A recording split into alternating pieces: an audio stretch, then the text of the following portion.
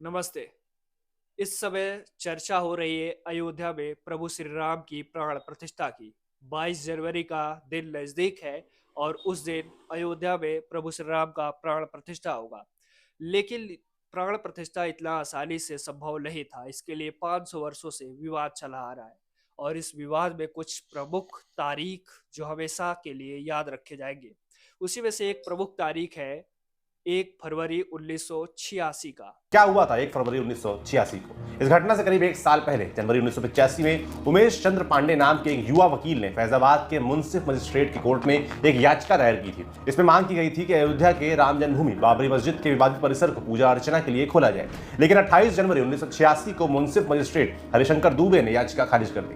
इसके बाद उमेश चंद्र पांडे इसे लेकर सेशन कोर्ट के पास पहुंचे। वहां 1 फरवरी 1986 को डिस्ट्रिक्ट एंड सेशन जज कृष्ण मोहन पांडे ने सुनवाई की और फैसला सुरक्षित रख लिया। उसी दिन शाम 4:40 पर उन्होंने फैसला सुनाते हुए कहा कि अदालत लोगों को परिसर में पूजा करने की अनुमति दे रही है। कोर्ट ने स्थानीय डीएम इंदु प्रकाश पांडे और एसएसपी कर्मवीर सिंह को विवादित परिसर का ताला खोलने का आदेश दे दिया। प्रशासन ने भी आदेश पर मुस्तैदी से काम किया। आदेश प्राप्त होने के महज 40 मिनट बाद 5:20 पर परिसर का ताला खोल दिया गया।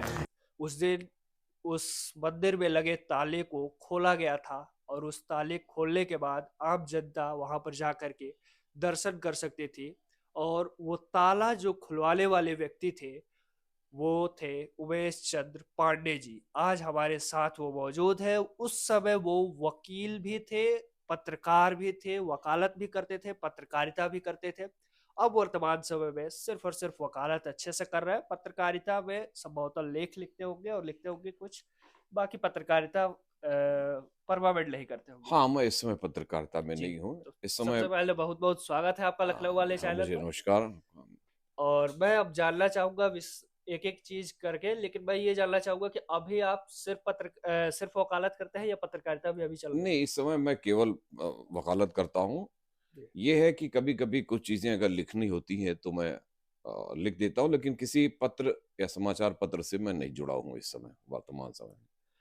वर्तमान समय में शुद्ध और शुद्ध रूप से मैं वकील हूँ और हाई कोर्ट लखनऊ में वकालत कर रहा हूँ। वकालत कर रहे हैं। मैं उस समय जानना चाहूंगा, सीधे 1 फरवरी 1986 के तरफ मैं जानना चाहूंगा। तो उस समय क्या आप वकालत करते थे या पत्रकारिता करते थे या दोनों करते थे? जरा उसके बारे में बताइए। देखिए, मैंने वकालत वहाँ पे 1980 से शुरू किया था। अच्छा। पत्रकारिता मैंने उसके बाद में शुरू किया और 1984 से मैं पत्रकारिता में भी नियमित रूप से जुड़ा था। अच्छा। और उसी संदर्भ में मैं वहाँ पे मतलब शासन से मान्यता प्राप्त पत्रकार भी था और मैं लेख लिखता था, समाचार संकलित करता था। मैं 2-3 लोकल समाचार पत्रों में था। एक कानपुर से प्रकाशित होती थी लोक भारती, उसका मैं मान्यता प्राप्त संवाददाता था। मैं दैनिक जागरण में भी लिखता था। मैं स्वतंत्र भारत का अयोध्या का संवाददाता था और उस सिलसिले में मैंने लेख भी लिखा था, मैंने समाचार पत्र भी भेजा था। ये 1983-1984 से ये राम जन्मभूमि का जो प्रकरण शुरू हुआ था, जिसमें आंदोलन शुरू हुआ था, मुख्य रूप से राम जन्मभूमि मुक्ति समिति बनाई गई थी और उस समय मेन हमारे यहाँ परमहंस रामचंद्र दास जी थे। उस समय एक इसी अखबार के सिलसिले में मुझे जो है इसका इतिहास जानने का अवसर मालूम पड़ा था, जिसमें मैंने खोज की थी और उस समय वो लेख मेरा प्रकाशित भी हुआ था, वो राम जन्मभूमि के इतिहास पर और अयोध्या के हनुमानगढ़ी पर। उस संदर्भ में मुझे ये मालूम हुआ था कि ऐसा कोई आदेश है नहीं और चूंकि इसी को लेकर के एक आंदोलन चल रहा था और वहाँ पे सरयू नदी के तट पर जो है एक धर्म संसद भी हुआ था, जिसमें वहाँ पे उपस्थित लोगों ने भी ये कहा था कि किसी तरीके का आदेश नहीं है। रामचंद्र परमहंस जी ने भी आत्मदाह की धमकी दी थी। राम रथ यात्रा इनकी चल रही थी, जिसमें भगवान राम को कैद में दिखाया गया था। तो वहाँ पे मैंने जब पत्रावलियों का अवलोकन किया और चूंकि मैं वकील भी था, तो मुझे वहाँ पे पत्रावलियों को अवलोकन करने का भी मौका मिला था। विधिवत मौका देखने पर मुझे ये पता लगा कि ऐसा कोई आदेश नहीं है और विशेष तौर से तब जबकि वहाँ पे 2 गेट थे। एक मुख्य द्वार पे जहाँ पे ताला लगा दिया गया था, जो आम जनता को वहाँ से अंदर नहीं जाने का आदेश था। लेकिन दूसरा गेट जो था कोने पर, उसको बाद में आदेश में पी और ओ ताले बताए गए थे। उसमें से पुजारी पूजा करने के लिए जाते थे, और जो वीवीआईपी कोई जाते थे तो उनको उधर से दर्शन करने दिया जाता था। तो मेरे मन में एक स्वाभाविक रूप से ये प्रश्न उठा कि अगर कोई आदेश है, तो ये आदेश सबके ऊपर लागू होना चाहिए, कुछ व्यक्ति विशेष के लिए नहीं लागू होना चाहिए। तो उसमें जब मैंने पता किया तो मुझे मालूम हुआ कि ये आदेश किसी बगैर किसी आदेश के वो ताला बंद है। तो मैंने वो प्रार्थना पत्र प्रस्तुत किया था 1986 में। 86 में। जी हाँ। लेकिन पहला आपका संभवतः जो आपने पीआईएल डाला था वो खारिज कर दिया गया था, उसकी वो कारण? असल में इसमें कानून में एक प्रक्रिया के तहत में दी जाती है, जी। और प्रक्रिया के तहत में मैंने जो मेन पहले जो जहाँ पे दिया जाता है वो मुंसिफ सदर के यहाँ मैंने प्रार्थना पत्र दिया था। जी। और मुंसिफ सदर के यहाँ प्रार्थना पत्र देने पे उन्होंने उनकी जानकारी में ये था, या उनके हिसाब से जो था वो ये था कि चूंकि इसके मुकदमे यहाँ हाई कोर्ट में चल रहे थे, इस आधार पर उन्होंने प्रार्थना पत्र हमारा निस्तारित कर दिया कि चूंकि इसमें जब तक पत्रावलियां वहां पर हाई कोर्ट में है, इस पर कोई आदेश पारित नहीं किया जा सकता। और चूंकि मेरा पूरा का पूरा जो है वो प्रेयर जो थी, जो प्रार्थना थी, वो सरकार और प्रशासन के ऊपर थी, उसमें किसी पक्षकार से कोई मतलब नहीं था। तो इसलिए उस आदेश को मैंने जिला जज के यहाँ चुनौती दी थी, और जो अपील में बाद में 1 फरवरी 1986 को उस पर आदेश पारित किया गया था। आदेश पारित किया गया था। तो आप जिस समय वकालत कर रहे थे और पत्रकारिता कर रहे थे, उस समय हमको लग रहा है कि और भी लोग तो होंगे वकील, बहुत हाँ सारे जी, लोग हाँ, होंगे। बहुत लोग थे, बहुत लोग थे। लेकिन आप ही के मन में ऐसा ख्याल क्यों आया? अब ये आप ईश्वर प्रकट कर सकते हैं, ईश्वर की कृपा कर सकते हैं, या आप जिसमें जो जानकार हो, आप जिसमें रुचि रखते हो उसमें कर सकते हो।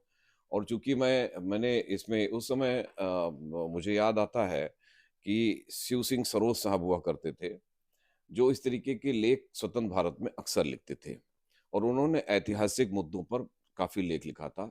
और उस सिलसिले में वहाँ पे जो स्थानीय एक पत्र में जो मैं काम करता था, उन्होंने मुझे इस बात की किया कि आप इस पर जरा सा रिसर्च करके कुछ कानूनी और ऐतिहासिक बिंदु पर लिखिए। उस दरमियान हमने जब पाया कि हाँ ऐसा है, तो स्वाभाविक रूप से मैंने दरखास्त दिया। हो सकता है और लोग भी देखे हों, लेकिन उनको नहीं सोचा होगा उन्होंने। तो ये मैं नहीं कह सकता हूँ कि मैं अकेले वहां पर था, जी। लेकिन प्रार्थना पत्र मैंने अपने आप से दिया था। जी। तो इतना कुछ किया आप मंदिर के लिए, अब मंदिर बनकर तैयार हो गया है, 22 तारीख को प्राण प्रतिष्ठा है, कैसा अनुभव कर रहे हैं? नहीं, निश्चित रूप से खुशी तो होती ही है, जी। और खुशी है भी, क्योंकि देखिए अयोध्या में दो हैं, एक भगवान रामलला है, दूसरे हनुमान जी है। जी। और इन्हीं दोनों का वहाँ पर जो कुछ भी है सब अयोध्या इन्हीं की है, पूरी अयोध्या में राममय है। और हम लोग पहले भी जाते थे, और ये जरूर है कि उसमें न जाके लोग कनक भवन ज्यादा जाते थे, जहाँ राम का पूरा परिवार है वहां पर। जी।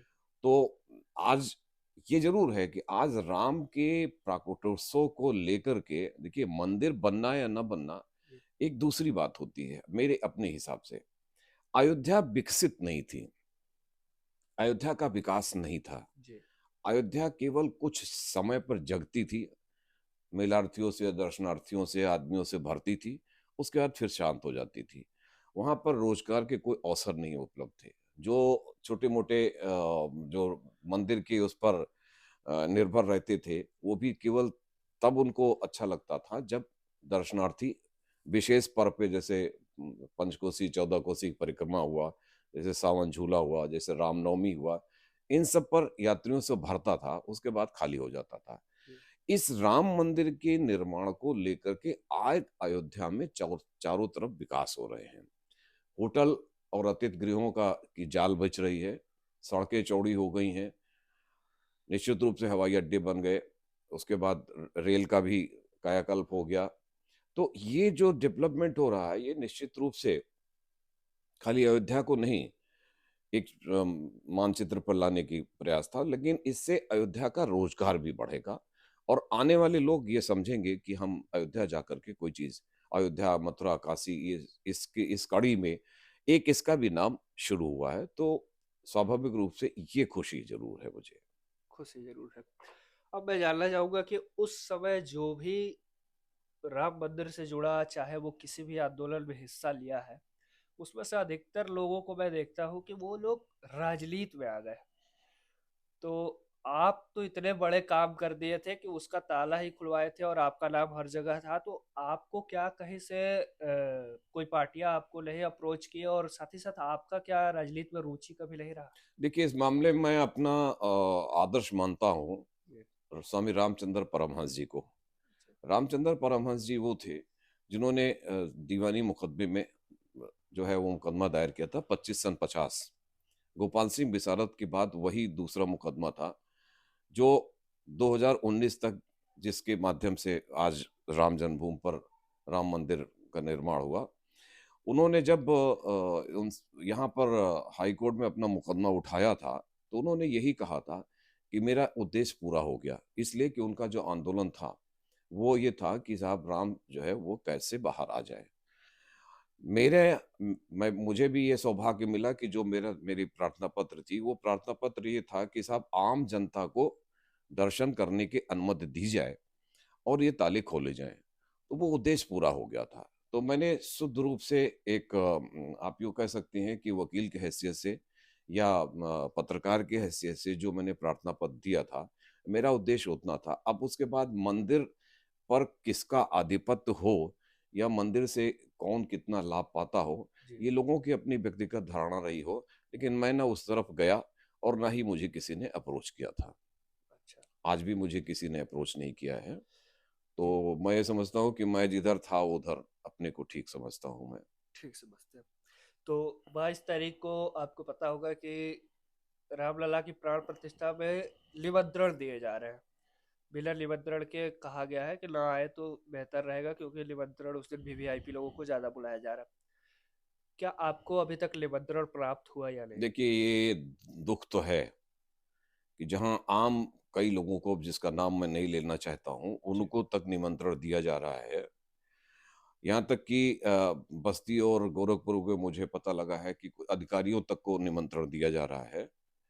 मुझे निमंत्रण मिलना चाहिए था, मैं ये मानता हूँ। और खासतौर से तब जबकि अयोध्या मेरी जन्मस्थली रही है। अयोध्या में मैं निवास करता हूँ, मैं परमानेंट वहाँ का नागरिक हूँ और इससे जुड़ा था, चाहे छोटा सा ही कार्य किया हो, लेकिन इससे मैं जुड़ा था। तो कम से कम आयोजकों को इसका मुझे अवसर देना चाहिए था। ये मुझे थोड़ा-सा खेद है, लेकिन ये उनकी अपनी सोच होगी, वो जिनको बुलावें या ना बुलाएँ, मुझे इस पर ज़्यादा अफ़सोस भी नहीं है। हाँ, ये ज़रूर है कि मेरी कोशिश रहेगी कि अगर ईश्वर चाहेंगे, तो मैं दर्शन करने के लिए जाऊँगा। हो सकता है 22 को ना जा पाऊँ या ना कर पाऊँ, उसके बाद जाऊँगा। लेकिन अब ये उनसे पूछा जाना चाहिए कि जहाँ वो आम और ख़ास लोगों को निमंत्रण पत्र दे रहे हैं, यहाँ तक कि जो मंदिर मस्जिद विवाद का मुख्य पक्षकार मोहम्मद हाशिम हैं, उसके लड़के को दे रहे हैं।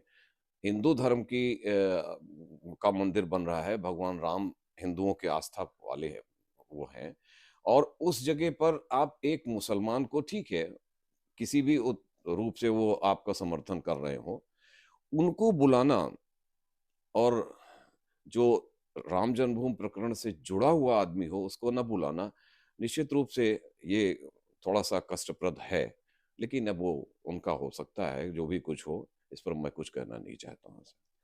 अ, आपको नहीं लगता है कि यहाँ पर जो लोग बॉलीवुड से जुड़े हैं, उसमें से कई ऐसे भी लोगों को देखा गया जो पिछले अपने पीछे के समय में ये कह चुका है कि हम लोग बीफ खाते हैं। ऐसे ऐसे लोगों को भी निमंत्रण मिला है, और उसके बावजूद भी आपको ध्यान तक नहीं रखा गया। ये मतलब क्या आपको वो चीज लग रहा है जो पॉलिटिकल पार्टी कह रही है कि उस चीज को एक एजेंडा बना दिया गया है? अब देखिए, मेरा तो अब मैं फिर ये कहूँगा कि ये इस प्रश्न का उत्तर तो आयोजक ही दे सकते हैं कि जी। उनकी कौन-सी मजबूरी रही होगी कि उन्होंने बॉलीवुड और हॉलीवुड के लोगों को बुलाया और मुझे नहीं योग्य समझा कि मुझे आमंत्रण करें। लेकिन ये ज़रूर है कि देखिए, हर पार्टियाँ अपने स्तर से उसका लाभ लेना चाहती हैं। जी।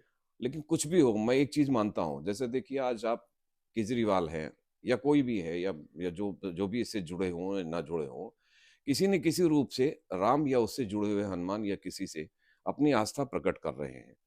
तो ये हिंदू धर्म के की उपलब्धि है कि इससे अलग कोई नहीं हो सकता। हाँ, ये ज़रूर है कि वो जैसे भी चाहे, जाकी रही भावना जैसी, हर मूरत देखी दिन तैसी।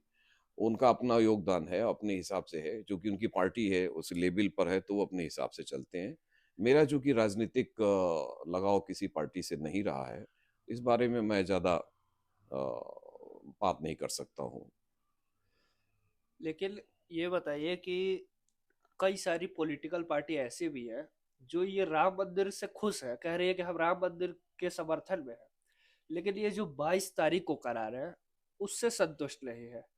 कई सारे शंकराचार्य भी सामने आए जो बोले कि ये 22 तारीख का दिन सही नहीं है, कुछ लोग कह रहे हैं कि रामनवमी का दिन है। तो इस पर आपका क्या सोचना है? देखिए, शंकराचार्य तो निश्चित रूप से हमारे हिंदू धर्म के संस्थापक माने जाते हैं, और अगर वो कह रहे हैं तो उस पर कोई प्रश्न चिन्ह मैं नहीं लगा सकता हूँ, क्योंकि मेरी वो हैसियत भी नहीं है उस हिसाब से।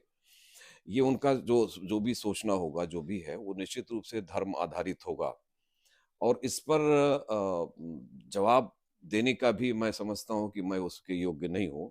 हाँ, ये ज़रूर है कि राम के मंदिर पर अगर सबकी सहमत लेने के उपरांत कि ये कार्य किया जाता, तो राम के स्वभाव के हिसाब से बहुत अच्छा होता।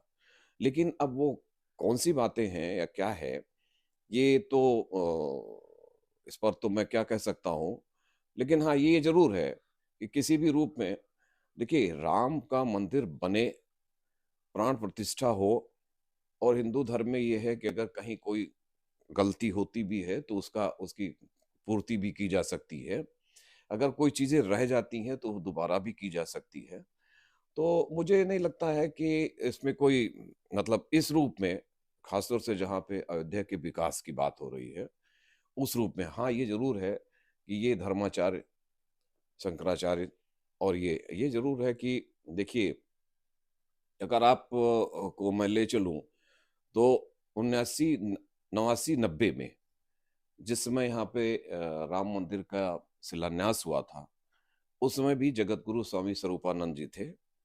उनके द्वारा शिलान्यास का कार्यक्रम आयोजित किया गया था, लेकिन वो नहीं कर पाए थे। दूसरी जगह किया, उन्होंने प्रतीकात्मक किया था, लेकिन वो विश्व हिंदू परिषद या राम जन्मभूमि से जुड़े हुए जो आयोजक थे, उनके द्वारा शिलान्यास किया गया। वही चीज़ दोबारा उत्पन्न हो रही है। इस बार वो आयोजन कर रहे हैं और धर्माचार्य विरोध कर रहे हैं।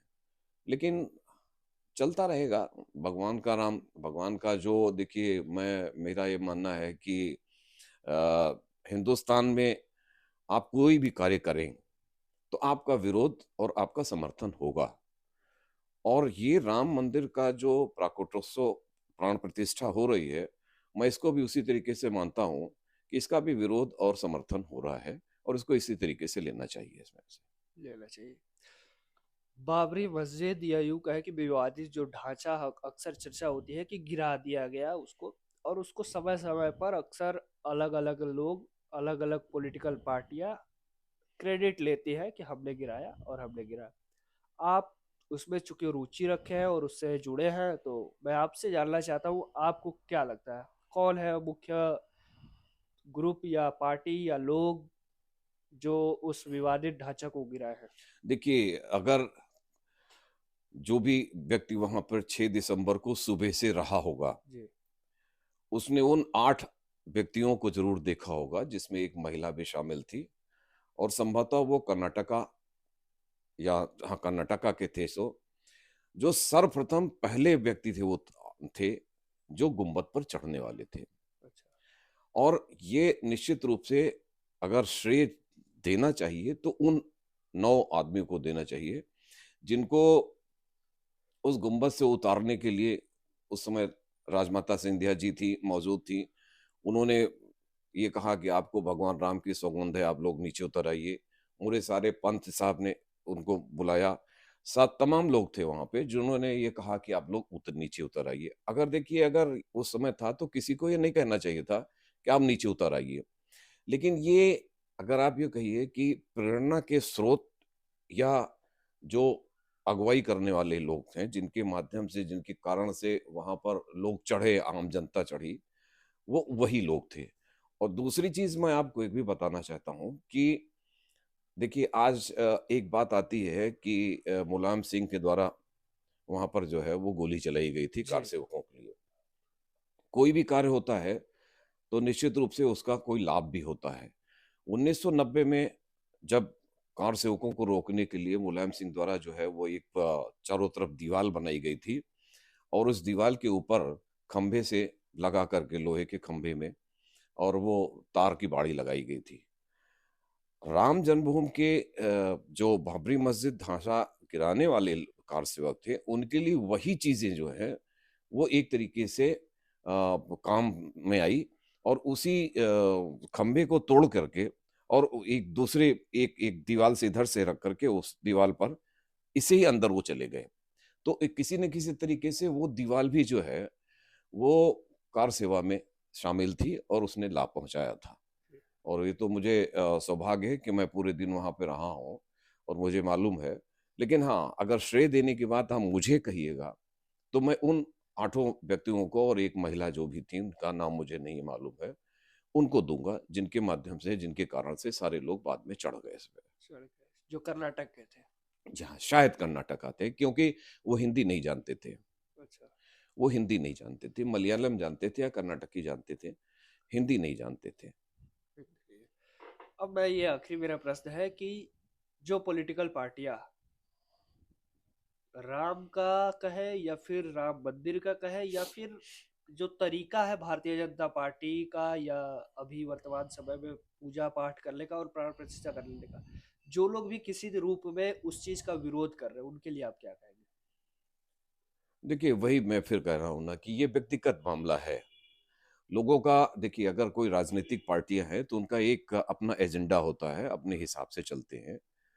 अब देखिए, यहाँ पर सवाल इस बात का होता है कि जैसे आज हमारे प्रधानमंत्री जी देखिए दक्षिण में यात्रा कर रहे हैं और मंदिर मंदिर माथा टेक रहे हैं। अगर ये काम राहुल गांधी करें या केजरीवाल करें, जैसे केजरीवाल इस समय सुंदरकांड का पाठ कर रहे हैं, जी। उनका विरोध हो रहा है, उनको उसका नाटक बताया जा रहा है। तो अगर यूं कहिए तो अगर उनका है तो दूसरे का भी है, दूसरे का भी हो सकता है। इसलिए उस पर ज्यादा कमेंट मैं नहीं करना चाहता हूँ। हाँ, ये जरूर है कि धर्म को धर्म को जिस तरीके से भी लोग लेना चाह रहे हैं वो ले रहे हैं। हाँ, पॉलिटिकल पार्टी और जो निश्चित रूप से जो शासन में होती है उसका श्रेय उसको ज्यादा मिलता है। ज्यादा इस हिसाब से भाजपा को श्रेय इसका मिलने की संभावना ज्यादा दिखाई पड़ रही है। वास्तव में क्या होता है ये राम जाने, इसके राम लिए जाने। खाता है। चलिए, आपने कहा कि आपको निमंत्रण नहीं मिला, मुझे भी इस बात का सुनकर के दुख हुआ क्योंकि मुझे ये भरोसा ही नहीं हो रहा है कि आपको निमंत्रण नहीं दिया गया। लेकिन कुछ ऐसे भी लोग हैं जिनको निमंत्रण तो मिला है लेकिन वो जाने से इनकार कर रहे हैं और वो निमंत्रण को ठुकरा रहे हैं। कुछ लोग कह रहे हैं कि हम इस 22 तारीख को नहीं आएंगे, बाद में भले आएंगे। क्या कहेंगे उन लोग को? देखिए, ये उनको निमंत्रण किस तरीके का दिया गया है या वो क्यों नहीं आ रहे हैं, जी। ये आयोजक और प्राप्त करने वालों के बीच में है। लेकिन एक चीज मैं आपको याद दिलाना चाहता हूँ कि आप अगर विगत एक सप्ताह की बात करिए जी। तो आयोजकों द्वारा खुद ये कहा गया है कि जहां तक संभव हो आप अयोध्या 20 और 22 तारीख को मत आइए। जी। आज भी कहा गया है कि अयोध्या वासियों को कहा गया है कि आप लोग 20 से 22 तारीख तक आप अपने घरों में से न निकलिए। जी। तो जब आप एक तरफ मना कर रहे हैं, और दूसरी चीज ये है कि देखिए, मुझे जहां तक मालूम है कि 18 तारीख से ट्रेनें बंद हो गई हैं, जी। बस नहीं जा रही हैं, प्राइवेट गाड़ियां भी आपने मना कर दिया है। तो अगर हम मान लीजिए लखनऊ से जाना चाहते हैं और चार्टर्ड प्लेन मेरे पास नहीं है, तो मैं कैसे जाऊंगा? और इसकी अभी तक कोई गाइडलाइन नहीं दी गई कि पास वाले आ सकते हैं कि नहीं आ सकते हैं, या कैसे आएंगे, कि क्या होगा। केवल ये आया कि रूट डाइवर्जन हो गया और 18 तारीख से कोई वाहन प्रवेश नहीं करेगा। तो अब अगर नहीं आ रहे हैं तो ना आ रहे हो, देखिए, दर्शन करना और 22 तारीख को अपनी उपस्थिति दर्ज करना, ये दोनों में अंतर है। जी। मैं समझता हूँ कि इससे ये नहीं आप प्रमाणित कर सकते हैं कि अगर हम 22 तारीख को नहीं जा रहे हैं तो मैं राम विरोधी हो गया या मैं राम का दर्शन नहीं कर सकता हूँ। वो हमारी अपनी आस्था है। भारतीय संविधान हमको परमिशन देता है, वो हमारा फंडामेंटल राइट है, पूजा करना, दर्शन करना। अगर मान लीजिए मैं नहीं आ रहा हूँ, तो इससे आप ये नहीं कह सकते हैं कि साहब मैं इसका विरोध कर रहा हूँ। बाकी तो पॉलिटिकल पार्टी या जिसको मिला है वो जाने। आप देखिए कि विराट कोहली अनुष्का को मिला है, जी। अमिताभ बच्चन को मिला है, रजनीकांत को मिला है। अगर ये आते भी हैं, तो आम जनता क्या कहेगी? जी। आम जनता जो हिंदू जो भारतवर्ष में ये इनको देखना चाहेगी। तो आप इनको बुला के क्या दिखाना चाहते हैं? ये तो राम की भक्ति नहीं है। जी। लेकिन अब आयोजक का क्या सोच है, ये वो जाने, उस पर मैं कमेंट नहीं करना चाहता हूँ। कमेंट नहीं करना चाहिए। तो आपने देखा कि किस प्रकार से जिस दिन ताला खुला वो ताला के लिए किस प्रकार से पीआईएल डाला गया था, और जो उस समय के पत्रकार और एडवोकेट और वर्तमान समय में सिर्फ एडवोकेट है, उमेश चंद्र पांडे जी हमारे साथ थे। बहुत बहुत धन्यवाद, आपने बहुत हमें बहुत समय बहुत दिया इसके शुक्रिया। लिए। बहुत बहुत धन्यवाद आपको भी। देखते रहिए लखनऊ वाले। मेरा नाम है विकास सिंह, कैमरे के पीछे है सुमित सिंह चौहान। बहुत बहुत धन्यवाद।